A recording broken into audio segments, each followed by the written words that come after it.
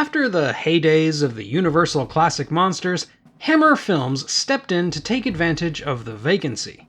Hammer, on the heels of the surprise horror hit The Quatermass Experiment, set out to become the new gold standard in public domain properties once monopolized by Universal, such as Dracula, The Mummy, and of course, Frankenstein.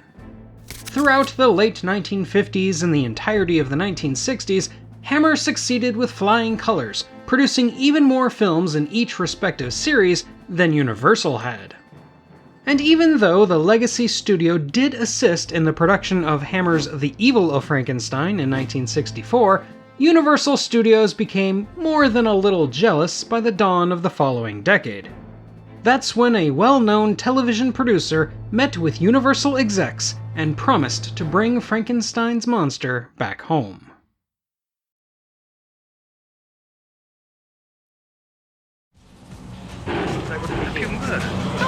All you'll ever be.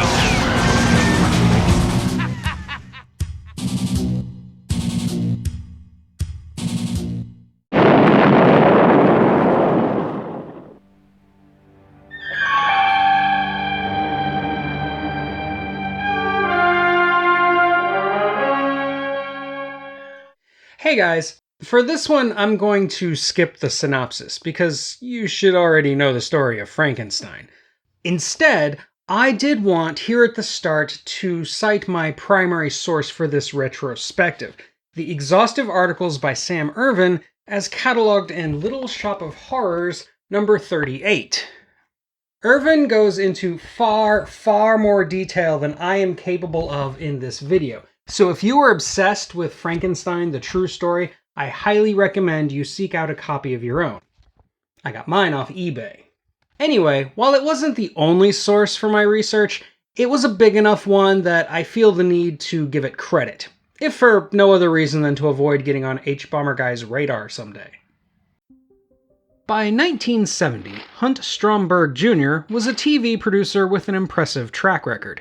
He'd not only helped in the productions of such classic shows as Hogan's Heroes, Gilligan's Island, and Lost in Space, but he was also almost single-handedly responsible for creating The Vampira Show, a weekly series that put horror films on television screens, hosted by the titular Vampira, aka Malin Nurmi, the prototype for all the TV horror hosts that followed.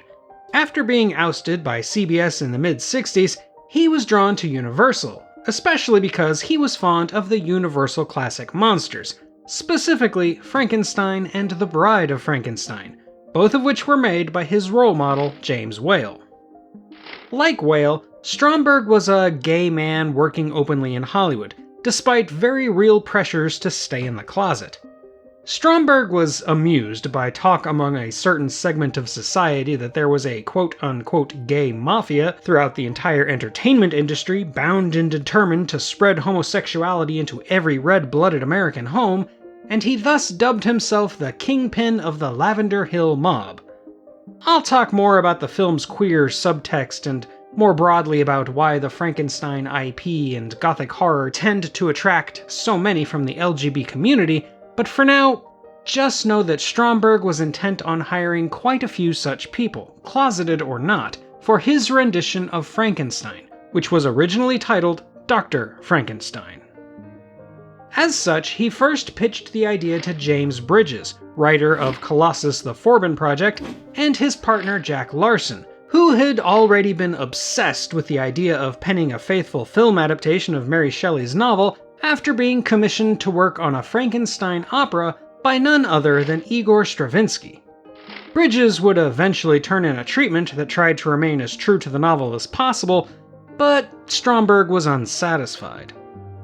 Stromberg then brought in another pair of writers, Christopher Isherwood and his partner, Don Bachardy, who used many elements from the Bridges and Larson treatment, but decided to go in a more flamboyant direction, inserting a thick queer subtext, borrowing heavily from James Whale's Frankenstein pictures, and introducing the idea of a beautiful creature, which was concurrently done in Richard O'Brien's The Rocky Horror Show, though it's unlikely one inspired the other.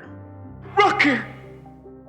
The Isherwood and Bachardy script went through a few rewrites, given that the studio would demand a shorter one when considering Dr. Frankenstein as a theatrical production, and then a longer one when considering a television event. But it always proved popular throughout the industry, earning honest praise from just about everyone who read it.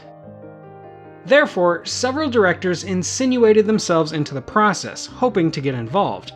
Francis Ford Coppola and John Borman were perhaps the most insistent, but other names were bandied about as well, including Lindsay Anderson, Peter Bogdanovich, Roman Polanski, Boris Sagal, John Schlesinger, Steven Spielberg, Peter Yates, and Franco Zeffirelli. However, the director's chair was ultimately given, practically out of the blue, to Jack Smite, who got the job based on his television work, but was also known for directing films such as Harper and The Illustrated Man. The push and pull from studio execs about the exact nature of Dr. Frankenstein, primarily whether it would have a theatrical run or be strictly made for TV, was part of the reason for so many directors and cast members popping in and out of contention. Many refused to work on a television production, while others were more receptive to the limitations and heavy studio involvement. Once Jack Smite was hired, the commitment was finally made to go the TV route and never look back, which had been Stromberg's preference all along. It was also settled that the film would be shot entirely in England with a majority British cast and crew, to both capture the flavor of the very British source material and to capitalize on the major tax break Britain was offering at the time. That's because Dr. Frankenstein was given a hefty budget of $3.5 million, more money than had ever been spent on a televised production. Stromberg had no shortage of ideas when it came to the cast.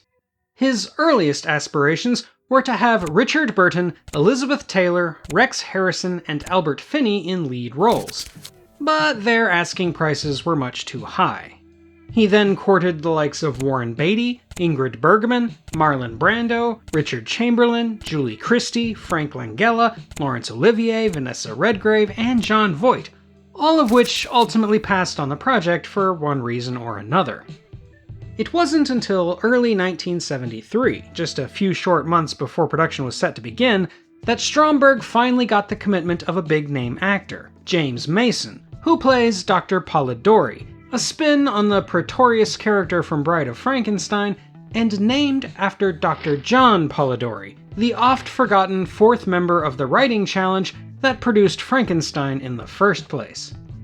The real Polidori wrote The Vampire, sometimes credited as the progenitor of the entire gothic vampire subgenre, and he was nicknamed Polly Dolly by Lord Byron, a nickname that found its way into the script for Dr. Frankenstein. Polly Dolly.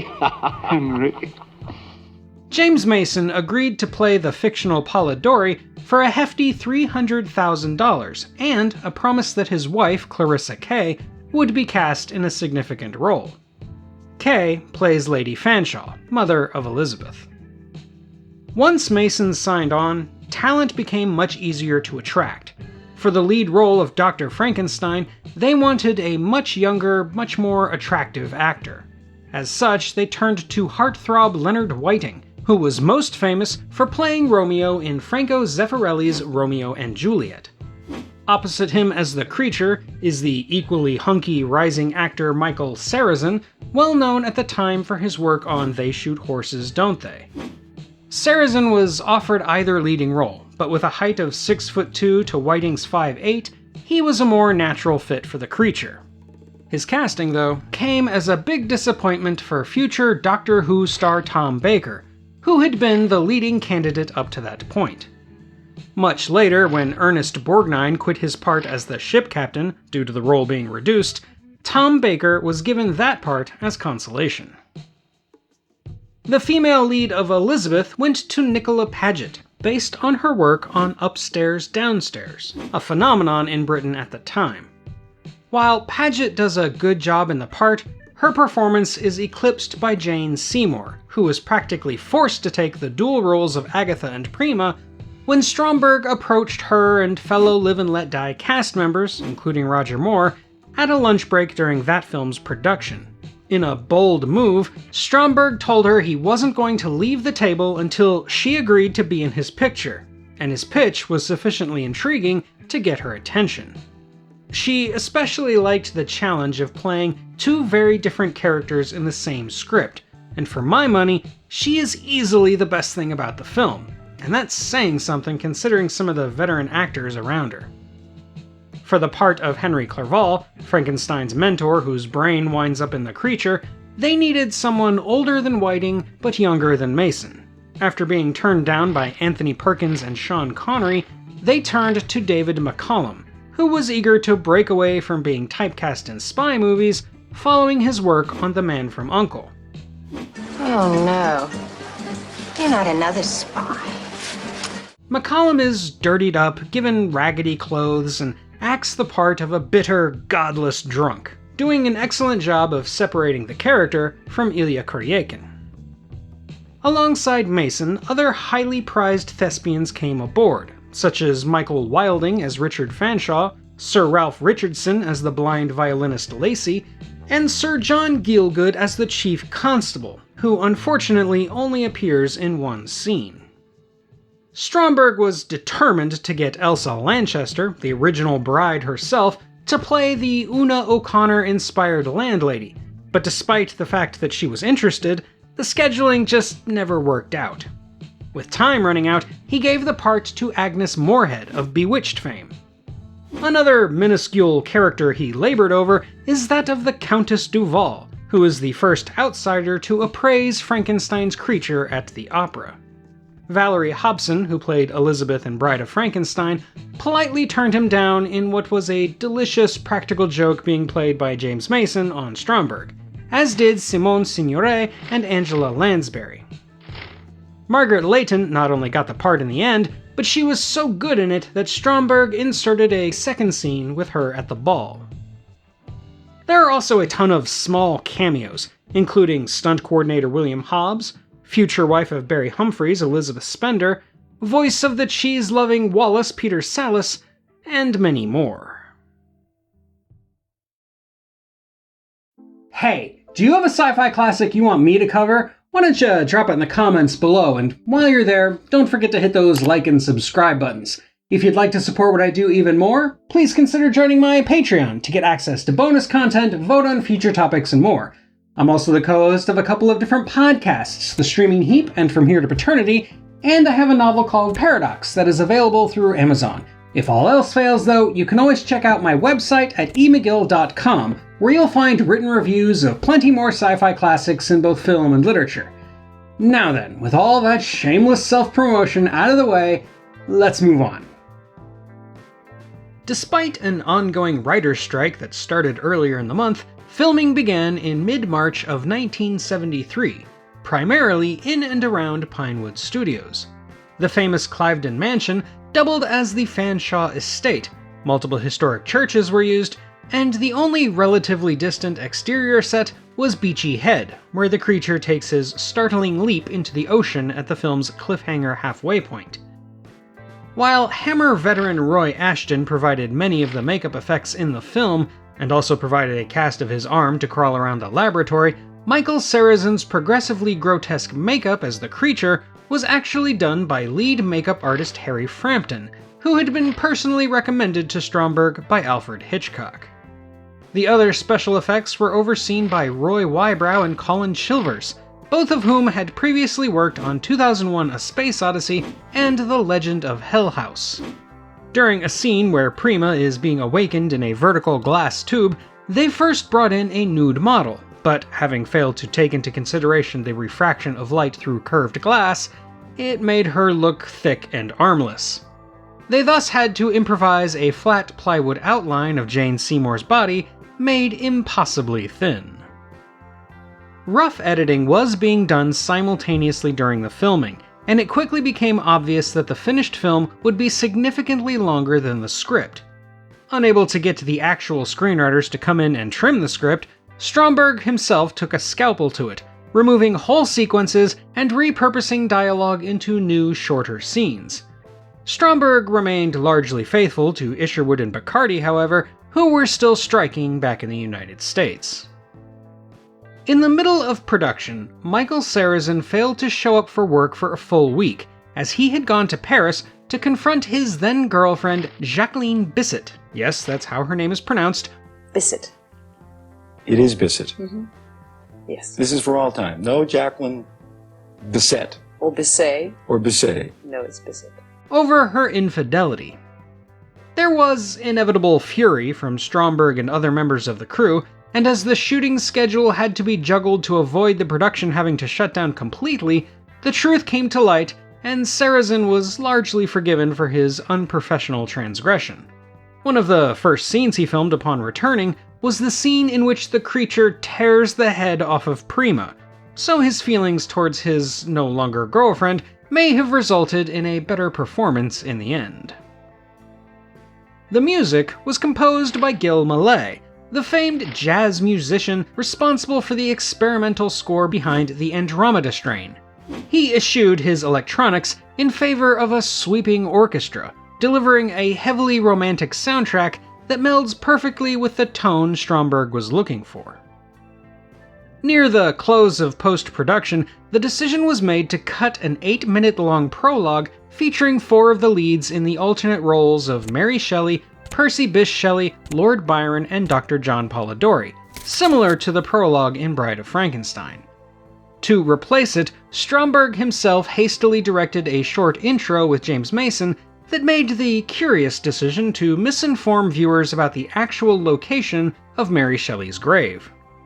Similarly, Universal executives also made the decision at the last minute to rename the film from Dr. Frankenstein to Frankenstein: The True Story, despite it being about as true to Shelley's novel as any other adaptation.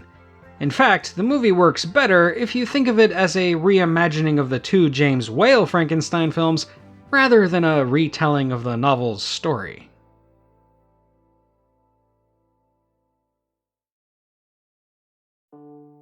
Frankenstein: The True Story had its first press screening on November 1st, 1973, and it aired in the US on NBC in 2 parts, on Friday, November 30th, and Saturday, December 1st. Reviews were absolutely gushing with praise, with many mainstream critics arguing it to be the definitive version of Frankenstein, even surpassing the James Whale classics. It also did well ratings-wise, especially after positive word of mouth from Friday led to a massive bump for Saturday, even as it had to compete with the likes of Mary Tyler Moore, Bob Newhart, and Carol Burnett.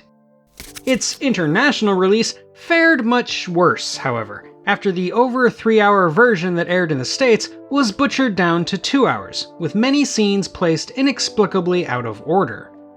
The full version would eventually make its way to British television screens in 1975, and it had a few re-airings over the years, but it nevertheless faded into relative obscurity for nearly 2 decades, too lengthy to be a match for late-night showings or VHS releases, and heavily tainted by shorter versions that tarnished its reputation.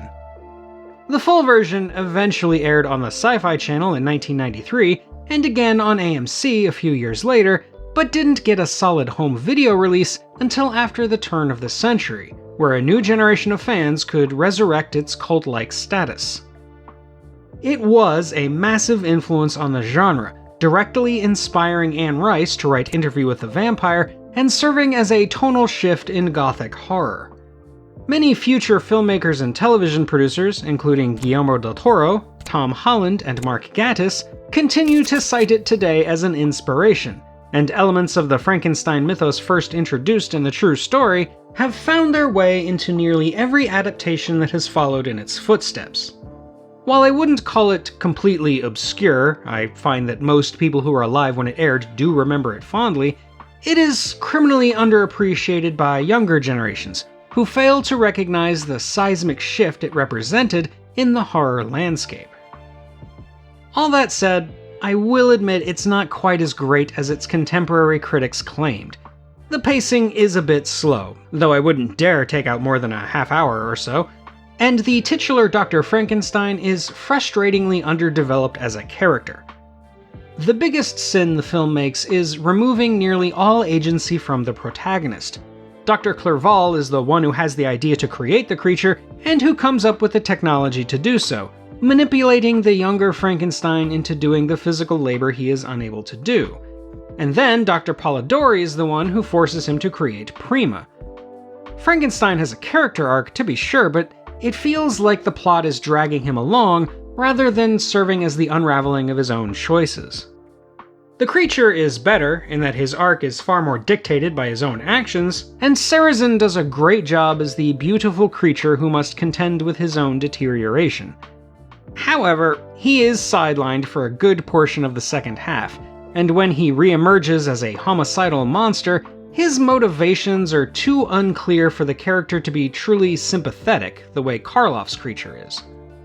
James Whale's original, then, still holds the title of definitive Frankenstein adaptation, but Frankenstein the True Story is nevertheless a startlingly original take on the source material that deserves appreciation. It has an incredible cast, highlighted by a scene-chewing James Mason and a scene-stealing Jane Seymour, and its tone of romantic tragedy comes across perfectly, honoring the spirit of Shelley's novel, even if it deviates heavily from the actual plot. And that brings me to the subtext. All involved in the creation of Frankenstein the True Story are open and honest about the intent to make as gay a Frankenstein movie as they could get away with, especially Hunt Stromberg and Christopher Isherwood, who were constantly pushing the envelope and testing the studio's patience. Stromberg made his Lavender Hill Mob manifest by hiring a slew of LGBT talent, and even though the director, Jack Smite, was straight, most of the principals behind the scenes were not. Therefore, it's absolutely undeniable there is a heavy queer subtext in Frankenstein the True Story, where the male characters all seem to be jealous of one another's affections, and all the female characters are treated like threatening objects intruding on the fun. It's a story about taboos and the men who choose to ignore them at their own peril. Yes, it's ultimately a tragedy where love fails at every turn, but it's also the story of a society that shuns what it doesn't understand, principally as it relates to the religious repression of the early 19th century. I think this is why Gothic horror, and Frankenstein in particular, seems to draw in queer subculture, whether it be James Whale and Ernest Thesiger inventing camp on the fly in Bride of Frankenstein, or the lesbian overtones of Carmilla that have always been hiding beneath the surface of Dracula.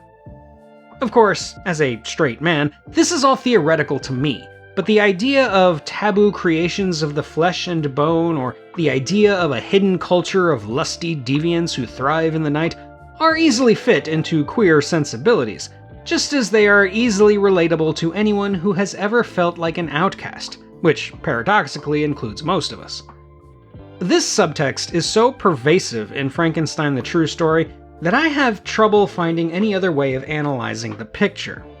Taken broadly enough, you could argue the film is simply about what happens when a man chooses to play God, a theme that you can find in every version of Frankenstein, and indeed in an enormous chunk of science fiction, but I also think it is a parable about how we treat that which we create. If it turns ugly, we let it go, only to find it haunting our every step and robbing us of happiness. I mean, that's kind of how I feel about some of my earliest videos on this channel. Have you punished me enough for giving you life?